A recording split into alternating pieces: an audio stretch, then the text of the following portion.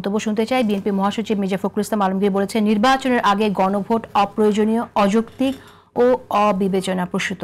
আপনি কি মনে করেন যে আসলে এটা কি জন্য এই ঘোষণাটা দেয়া হলো, এই প্রস্তাবনাটা দেয়া হলো? এটার পেছনে কারণ কি, বা আপনি আসলে সমর্থন করেন কিনা এই মন্তব্যকে? আপনাকে ধন্যবাদ। প্রিয়ভাজন বিএনপির vice president, vice chairman doctor Asaduzzaman Ripon, দর্শক শ্রোতা যারা আপনারা দেখছেন, আপনাদেরকেও শুভেচ্ছা। আমরা ইতিমধ্যে কথাটা বলেছি যে আমরা ঐকমত্য কমিশনে যে আলোচনা হয়েছে, আমি দর্শকদের উদ্দেশ্য জানাচ্ছি আপনার মাধ্যমে।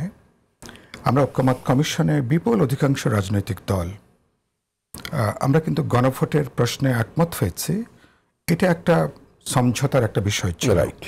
গণভোটের ব্যাপারটা অধিকাংশ রাজনৈতিক দলগুলোর আলোচনা বিবেচনার ভেতরে ছিল না।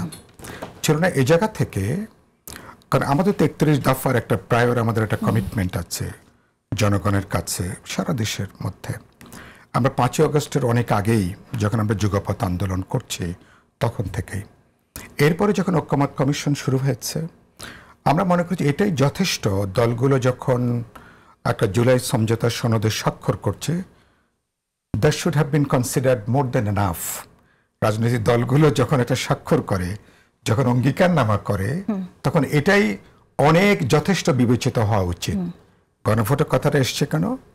আমাদের কিছু দল, কিছু বন্ধুরা যখন বললেন যে আমরা এর একটা আইনি সুরক্ষা চাই, এর একটা আলাদা একটা গ্যারান্টি ক্লজ কিভাবে যুক্ত করা যায়, এটা অনেকটা একটা সমঝোতা তৈরি করবার জন্য, বোঝাপড়া তৈরি করবার জন্য, সবাই মিলে যাতে আমরা একত্রে জুলাই সনদের এই প্রক্রিয়াটা সম্পন্ন করতে পারি। তার মানে এটা একটা বোঝাপড়া সমঝোতার ভিত্তিতে গণভোট, এবং এই গণভোটটার পুরো বাস্তবায়নটা নিয়ে এটা কিন্তু ঐকমত্য কমিশনের এখতিয়ারের বাইরে ছিল। তাদের এখতিয়ারটা হচ্ছে কেবলমাত্র জুলাই সমঝোতা সনদটা নিয়ে, পরে তার অঙ্গীকারনামা তারা যুক্ত করেছেন। আমরা একটা জাতীয় স্বার্থে সবার মধ্যে যাতে একটা বিভক্তি বিভাজন না হয় ঐকমত্যের জায়গাটা, এবং একই সাথে ঐকমত্য কমিশনে আমি নিজে সহ অধিকাংশ রাজনৈতিক দল, 2-1টা দল বাদ দিলে সবাই এ ব্যাপারে একমত হয়েছেন, ইয়েস গণভোটটা হোক। জাতীয় সংসদ নির্বাচন আর্লি ফেব্রুয়ারি যে নির্বাচন হবে সেদিনই গণভোটটা করা যেতে পারে। এ ব্যাপারে 1-2 দল বাদে ওভারওয়েলমিং মেজরিটি সবাই এ ব্যাপারে তারা মতামত দিয়েছেন। লজিকটা কি ছিল?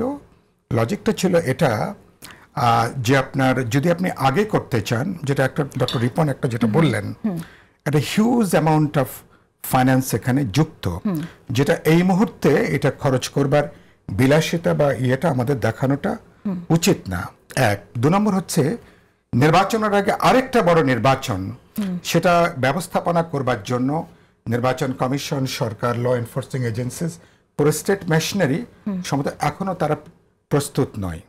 এটা গেল 2 নাম্বার। 3 নাম্বার হচ্ছে যে আপনি এটা করতে যে আরেকটা বড় প্রশ্ন হচ্ছে যে আপনি কোনো কারণে, যেটা ডক্টর রিপন একটু উল্লেখ করলেন, গণভোটের তো সরাসরি কোনো প্রার্থী নেই, কোনো মার্কা নেই, আপনি শুধু হ্যাঁ না বলবেন।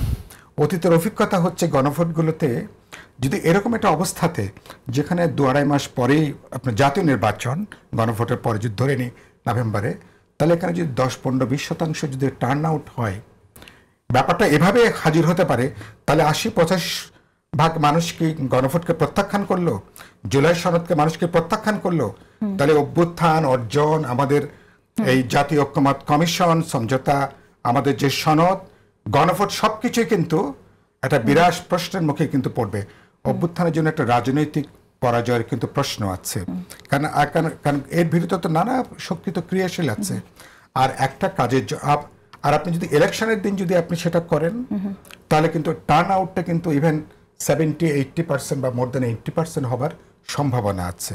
সুতরাং যে কাজের জন্য আপনি একই খরচে, একই ব্যবস্থাপনায় যখন আপনি দুটো গুরুত্বপূর্ণ করতে পারেন, এবং পপুলার ম্যান্ডেট যখন আপনি পেতে পারেন, কোথায় 10-15-20% কোথায়, ফলে সেই জায়গাগুলো থেকে আমরা মনে করি যে নির্বাচনের দিনে আর এর আগে করতে চাইলে, এর আগে করার পিছনে নিশ্চয় অন্য উদ্দেশ্যটা আছে,